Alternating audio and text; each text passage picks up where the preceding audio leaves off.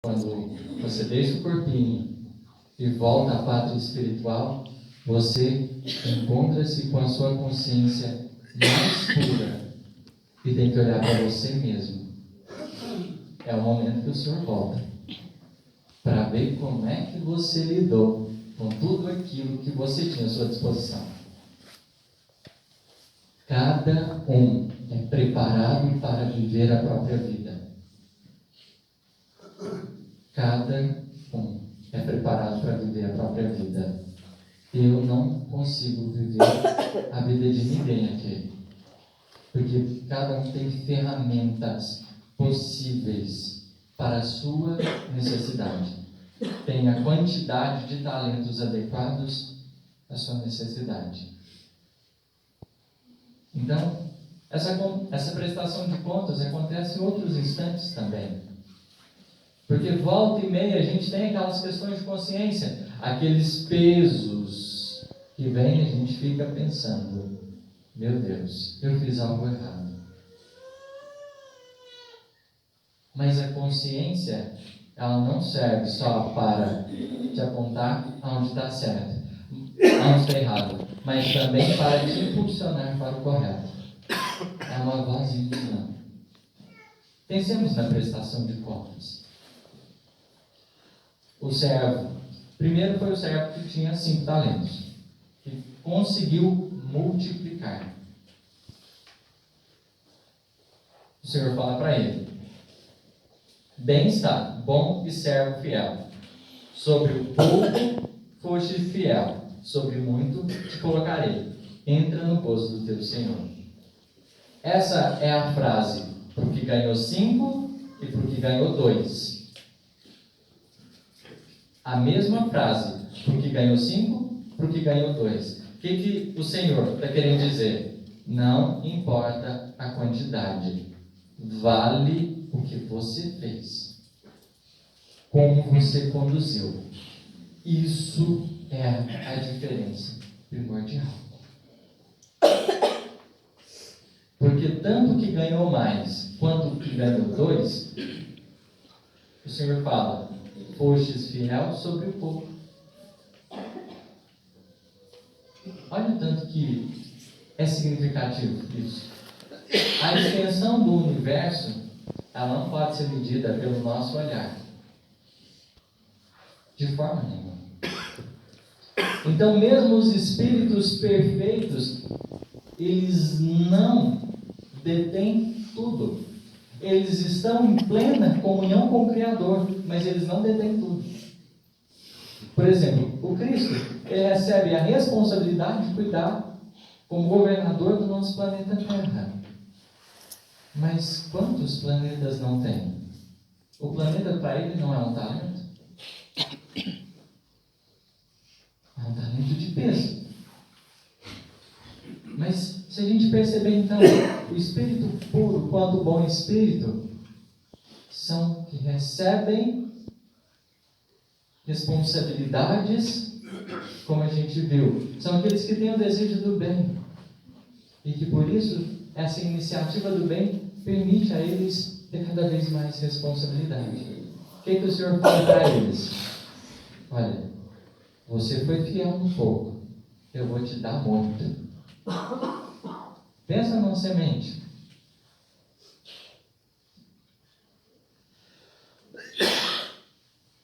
Dá para saber quantos novos frutos tem dentro de uma semente? Essa é uma fala que o Haroldo gosta bastante dela. A razão pode contar quantas sementes tem dentro de um fruto, mas só o sentimento pode conceber quantos frutos tem dentro de uma semente. É uma relação compreensível? Você pode pegar uma laranja, partir ela, tirar o caldinho e contar todas as sementes com a sua razão. Mas essa mesma razão, ela não consegue saber quantos frutos podem dar uma semente. Isso só o sentimento elevado pode conceber, segundo ele. Só o coração. só o amor. Então a lógica divina é da multiplicação. Se você faz pequenos gestos do bem, pode ter certeza, a vida te retribui com muitos outros que você nem pode contar. Dá para entender, dá para ver quanto é importante um gesto, um abraço, um sorriso, uma palavra. Às vezes a gente deixa isso passar e esquece que cada oportunidade é única e que por isso mesmo é Deus falando baixinho no coração: meu filho, aplica o teu melhor, aplica os teus talentos. Só que para isso a gente precisa ter atenção.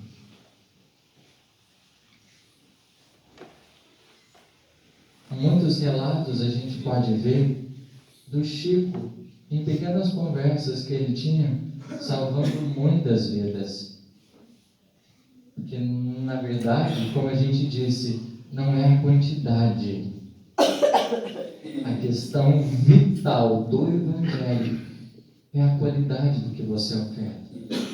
É isso que toca. A simplicidade toca muito mais do que o luxo.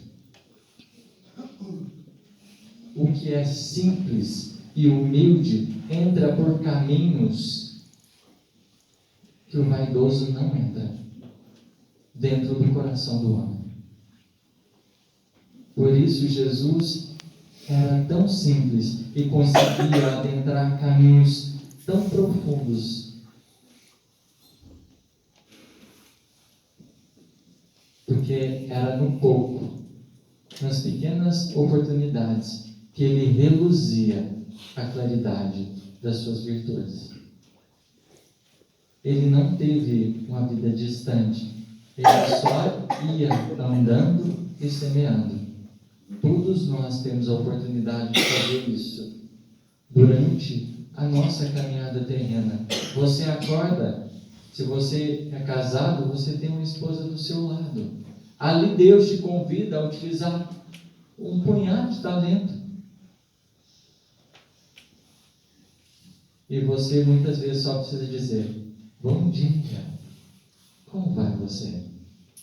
Mas numa expressividade diferente. E aqui eu abro um pequeno parêntese. A gente fala de são chegados os tempos. A gente cria uma ilusão do que coisas vão acontecer e vai vir isso e vai. Só que hoje eu me toquei de um ponto, que a coisa mais incrível que vai acontecer no mundo de regeneração é você olhar nos olhos dos outros e dizer: eu te compreendo. E eu estou aqui para te ajudar.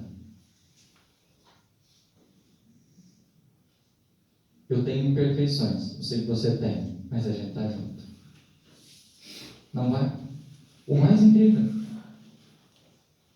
você vai estar andando na rua e alguém vai chegar e falar: posso te dar um abraço? Que é a coisa mais incrível que isso. Só que a gente espera o quê? Aquilo que pode fascinar os nossos sentidos, aquilo que traga um arromo de sensações. Mas na verdade, no mundo de regeneração que a gente tanto espera, a gente só vai se reconhecer irmão, só vai se propor a fazer tudo aquilo que hoje em aparência às vezes a gente tem feito, a conviver bem. Nós vamos ter uma vida normal, mas a qualidade moral irá mudar. O simples toca. E no mundo de regeneração, todo mundo entra no embalo da simplicidade. O que a gente faz é simples, mas a gente coloca amor. Pensa, são 5 talentos. São oportunidades 1000 que a vida traz. Mas o Senhor considerou pouco. Porque, na verdade, é a qualidade que a gente oferta.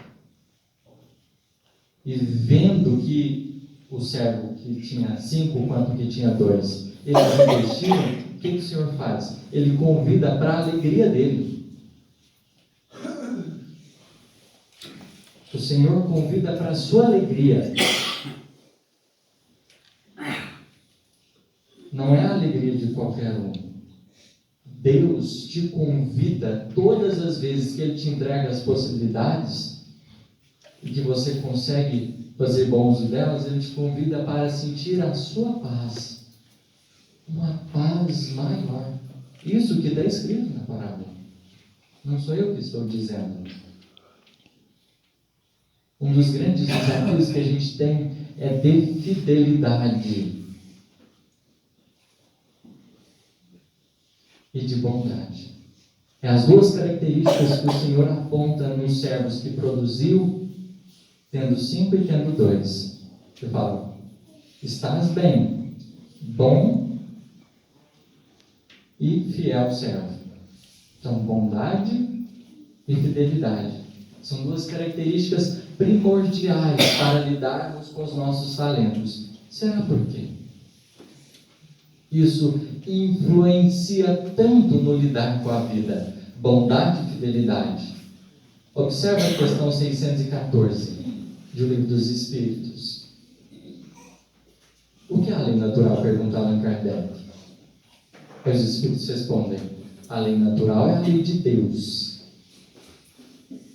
O único caminho para a felicidade. Indica o que o homem deve fazer e o que o homem deve deixar de fazer. E ele só é infeliz quando dela se afasta. Ser fiel é você observar toda essa lei e colocá-la em prática. E ser bom é você colocar amor naquilo que você faz. Então, o que a gente precisa ter atenção quando a gente lida com os nossos talentos, com os nossos recursos, com as possibilidades que nós possuímos, é o quanto a gente tem sido fiel a Deus, o quanto da lei dele tem tido nas nossas atitudes. E o outro, o quanto de amor a gente tem colocado. Porque se tiver fidelidade a Deus, a verdade, se for de verdade, e se tiver amor, sucesso. Não tem como. Uma das coisas que a gente pode perceber é que Deus cumpre tudo aquilo que Ele promete. Você usou bem seus talentos? Venha. Você vai desfrutar de algo maior. Então, todo medo e toda insegurança que a gente cultiva no fazer o bem, ela cai por terra. Porque a questão não é se Deus vai me amparar, não é se Deus vai fazer isso ou aquilo. Porque Ele faz tudo o que Ele se compromete. A questão está conosco. Ele saiu de cena e depois voltou. A questão está na nossa liberdade. Isso o pai não faz por filho, filho não faz por pai, a avó não faz por neto, ninguém faz por nós. Lidar com as possibilidades e recursos que nós temos é um serviço pessoal.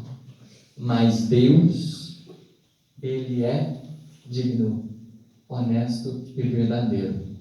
Sempre coerente. Então a gente tem 2 que conseguiu produzir legal. 2 que conseguiu produzir bem. A gente tem 1 que não seguiu o mesmo embalo. 1 que, por sinal, ele enterrou lá. Depois ele desenterrou. Na hora de prestação de conta. Falou: estou te entregando o que o senhor me deu. Ele fala algo interessante. Prestemos atenção. Ele diz: Senhor, eu conhecia a ti, que és um homem duro, que ceifas aonde não semeastes, e ajuntas aonde não espalhastes. E atemorizado, escondi na terra o teu talento. Aqui tens o que é teu. Aqui a gente pode perceber um lado paternal da parábola. Isso estudando eu consegui enxergar. Mas quando eu me deparei, eu pensei, meu Deus, a parábola é profunda. Porque aqui é o pai grandão conversando com o filho pequenininho. Pensa que o espírito imperfeito é aquele que mais precisa de amor. Aqueles que ainda não aprenderam são os que mais precisam de amor.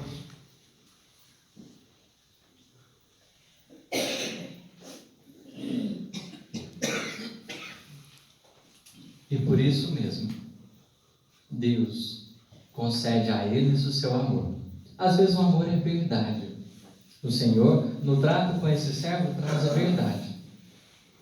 Mas é interessante a gente ver esse filho pequenininho. As palavras dele são como: papai, eu sei que o senhor faz coisas incríveis, mas eu cometi a façanha de enterrar meu talento. Eu estou te trazendo aqui. Pronto. Para o espírito imperfeito, o referencial dele não é a lei de Deus. Ele foi infiel, ou seja, ele não observou a lei divina. Então ele pensa que a atitude que ele teve foi a correta. E isso é importante a gente ter conosco.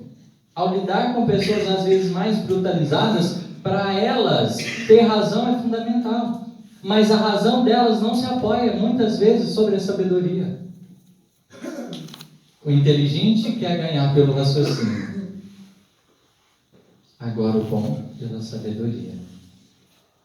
Então ele foi tentar justificar a atitude dele com a inteligência. Porque ele queria mostrar que ele tinha razão e que ele estava certo.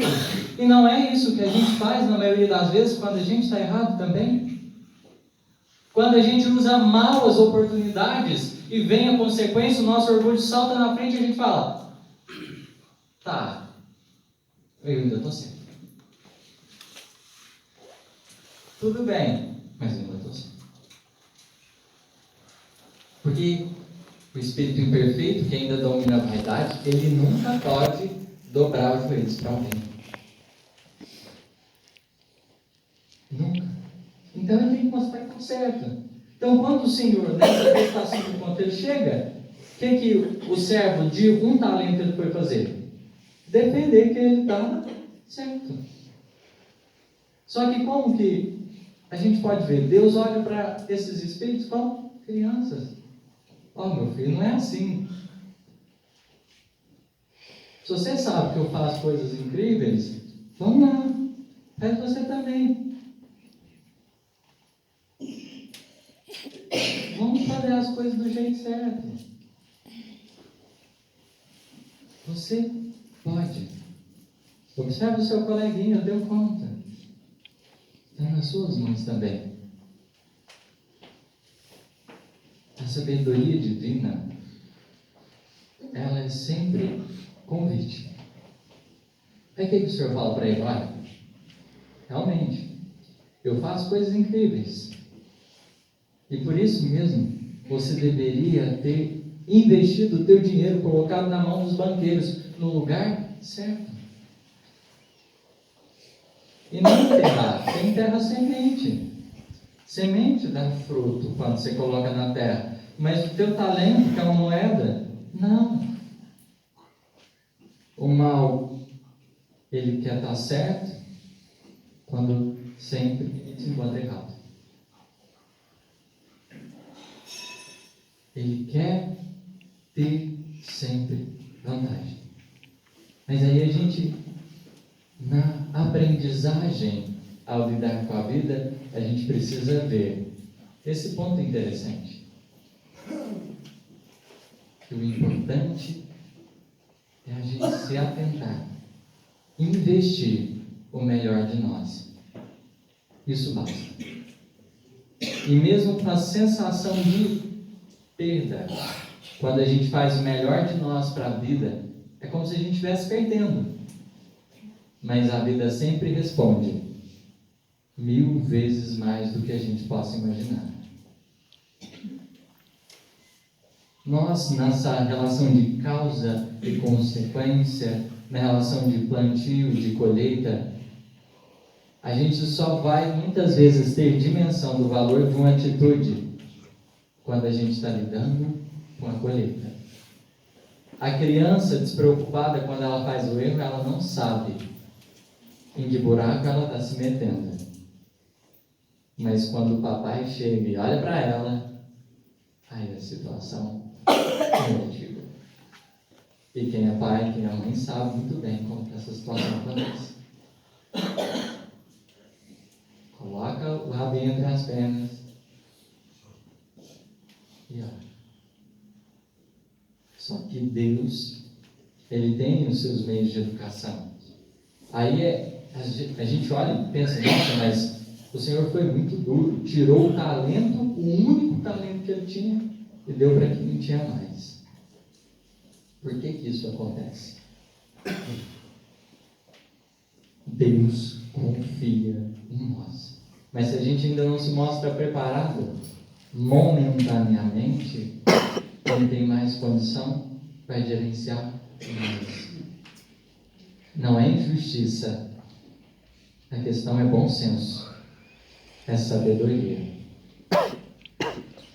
Se eu concedo um carro para um filho de 18 anos e vejo que toda vez ele não consegue andar bem e coloca a vida dos outros em risco, eu falo, filho, espera um tempo. A parábola dos talentos, ela não encerra oportunidades, ela renova entendimento.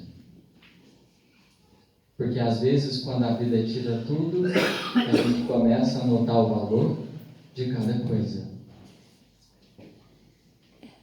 Mas logo, logo, a vida nos coloca em mais e mais oportunidades. Jesus encerra dizendo que aquele que tinha muito vai dar mais ainda. Se tinha pouco, você vai tirar.